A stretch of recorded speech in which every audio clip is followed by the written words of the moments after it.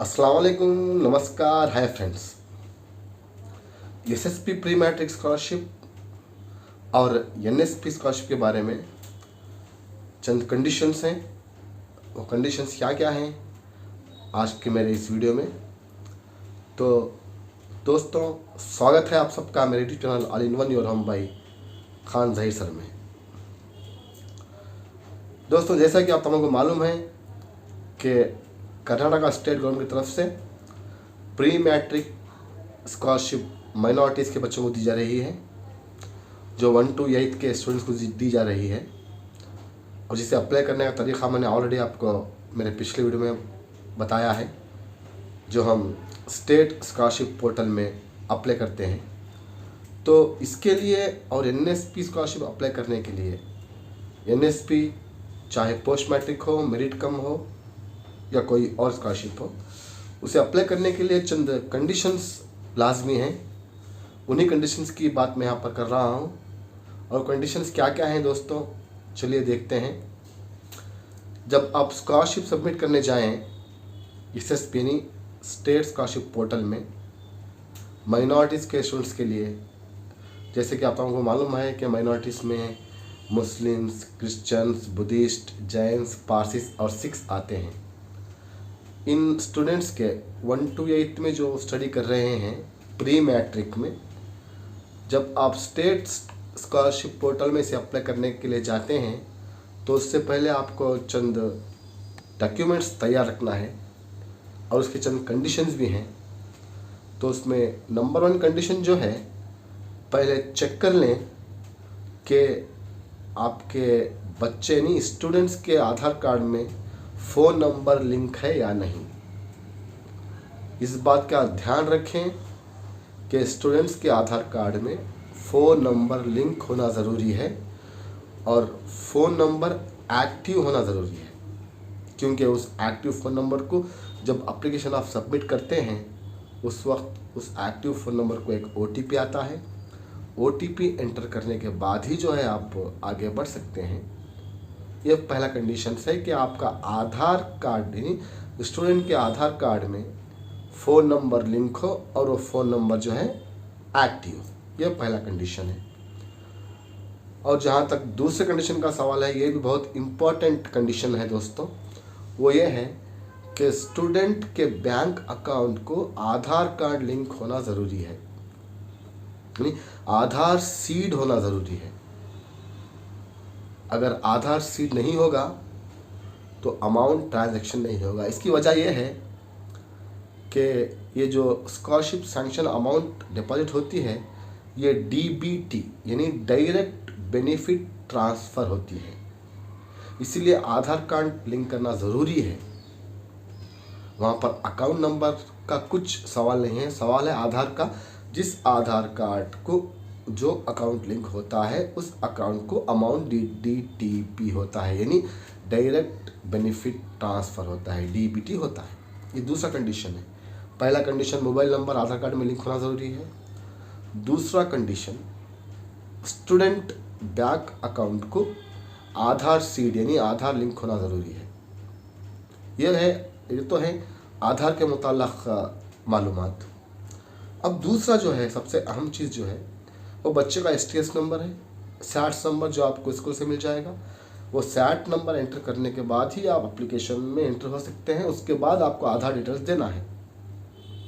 यहाँ पर डॉक्यूमेंट्स की अगर मैं बात करूँ तो स्कॉलरशिप सबमिट करने के लिए स्टूडेंट का SAT ID, student Aadhaar card, student caste and income certificate, parents Aadhaar card और बैंक पासबुक, इन चीज़ों की ज़रूरत है, इन डॉक्यूमेंट्स की ज़रूरत है। अब नया जो और दूसरा जो कंडीशन है, तीसरा जो कंडीशन है वो भी अहम है। इनकम एंड यानी caste and income certificate. Student का कास्ट और इनकम सर्टिफिकेट होना लाजमी है, ज़रूरी है, कंपलसरी है, मैंडेटरी है। मगर चंद लोग गलती यहाँ पर करते हैं, जैसा कि आप तमाम को मालूम है कि एक कास्ट और इनकम, हमारे माइनॉरिटीज़ का जो कास्ट और इनकम सर्टिफिकेट होता है उसकी वैलिडिटी जो है, उसकी ड्यूरेशन जो है 5 साल तक होती है। 5 साल के बाद वो एक्सपायर हो जाता है, वो इनएक्टिव हो जाता है। तो उसे या तो आप रिन्यूअल करा सकते हैं या नए से अप्लाई कर सकते हैं। मगर चंद लोग गलती यहाँ पर करते हैं कि ड्यूरेशन ख़त्म होने के बाद, कास्ट और इनकम की वैलिडिटी ख़त्म होने के बाद आप उसे अप्लाई करते हैं, तो इसी में भी आपका प्रॉब्लम होगा, इसी में भी आपके बच्चे को जो है स्कॉलरशिप नहीं आएगी। आपको एक एग्ज़ाम्पल दे रहा हूँ, मैं एक मिसाल दे रहा हूँ, गौर से सुने। आज डेट क्या है? आज डेट जो है 16 अक्टूबर 2023 है।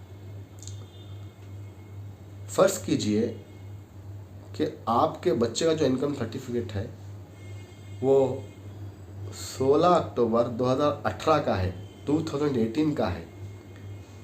तो आज के डेट को 5 साल कंप्लीट हो जाएंगे सर्टिफिकेट को, उसका वैलिडिटी ख़त्म हो जाएगा, उसका ड्यूरेशन ख़त्म हो जाएगा। तो अगर ड्यूरेशन इस तरह से ख़त्म हो गया तो आपको अप्लाई करने की ज़रूरत नहीं है, आप नए से जो है इनकम सर्टिफिकेट बनवा लें, उसके बाद ही अप्लाई करें। ये बहुत इम्पोर्टेंट टॉपिक है इस स्कॉलरशिप को सबमिट करने का, चाहे वो एनएसपी में हो या इनकम सर्टिफिकेट, इनकम और कास्ट सर्टिफिकेट की बात हुई।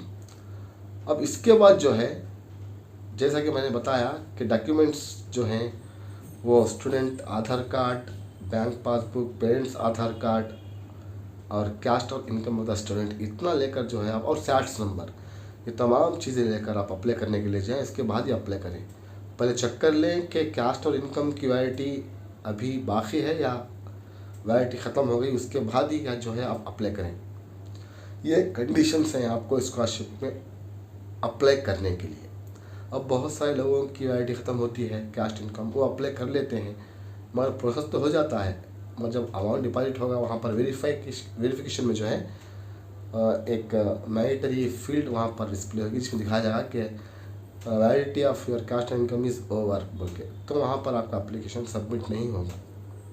तो इस तरह से जो है आप इस कंडीशन को फॉलो करें। उसी के बाद जो है आप, चाहे वो एसएसपी स्कॉलरशिप हो, एनएसपी हो, मेरिट कम हो, कोई भी हो, अप्लाई करने के लिए इन तमाम चीज़ों का ख्याल रखें। आधार कार्ड में mobile number link, Aadhaar seed with bank and then caste income, ये तमाम चीज़ों का आप ख्याल रखें। तो जहाँ तक आपको पता है कि एनएसपी में पीएच गाइडेंस का एप्लीकेशन प्री मैट्रिक शुरू हो चुका है। कुछ ही दिनों में पोस्ट मैट्रिक, बेगम हज़रत महल, मेरिट कम स्कॉलरशिप शुरू हो जाएगी।